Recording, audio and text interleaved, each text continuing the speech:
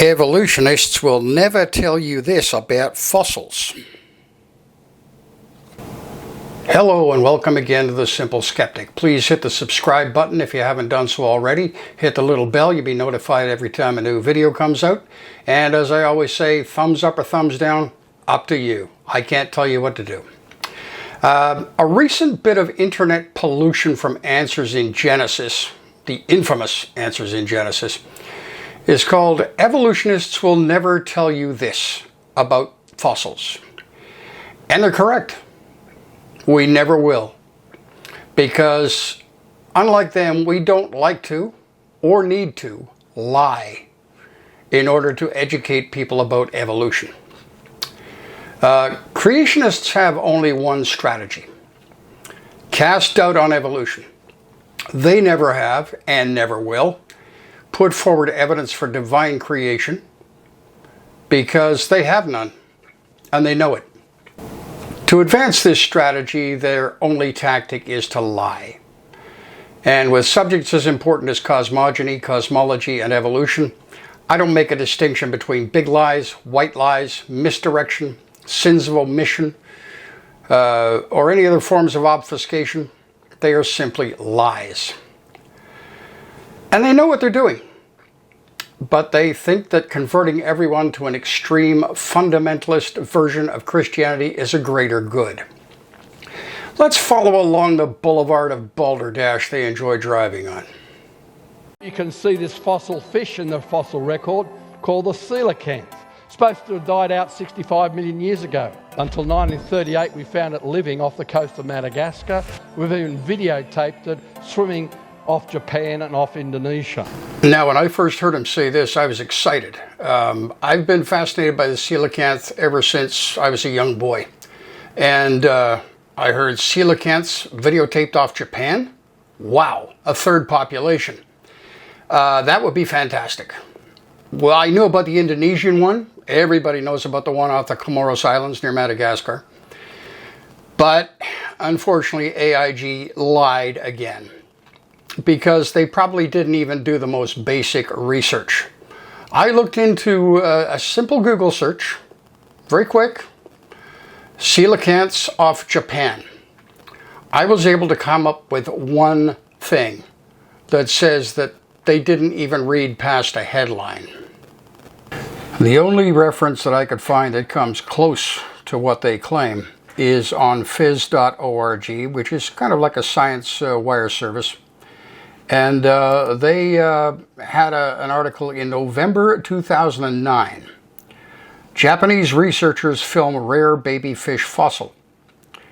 Japanese marine researchers said Tuesday that they had found and successfully filmed a young coelacanth, a rare type of fish known as a living fossil, in deep water off Indonesia. So there you go, Answers in Genesis. It was filmed off Indonesia, not off Japan, which is about 3,700 kilometers away. That's a big mistake.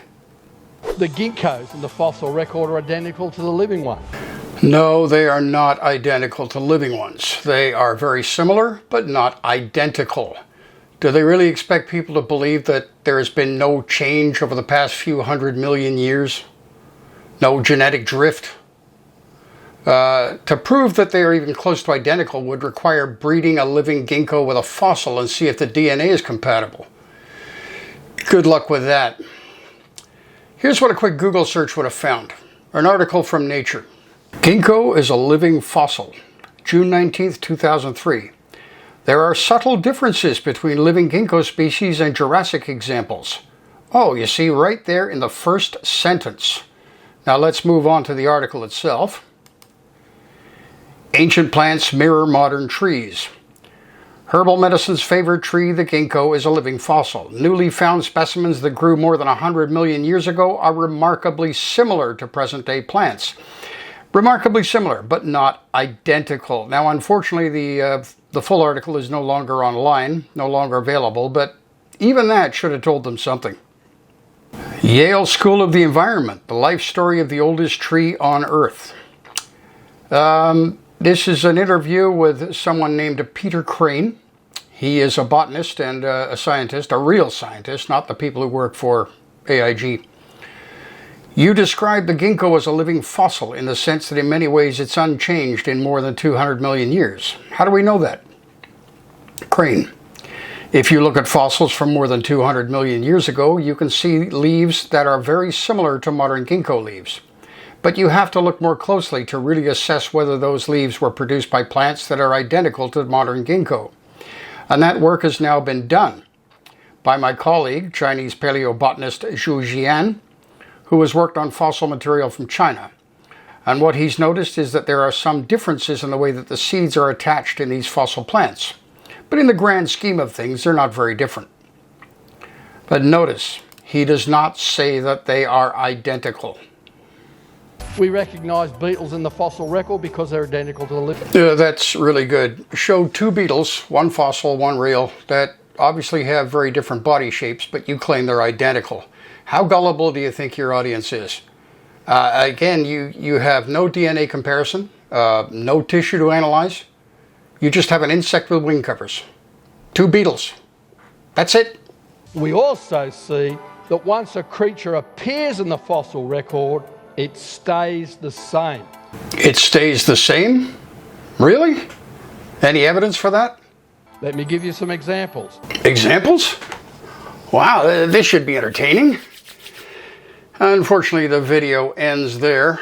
It's probably just a little blurb to try to get you to go to their website and look for the rest of the alleged lecture or whatever it's supposed to be. If you want to do some homework, you can try looking it up. I may do that myself, but I'm already infested with so many lies, I've got to take a week to bleach them out of my head. So there you have it. AiG lying for Jesus once again. The only strategy they have is casting doubt on evolution.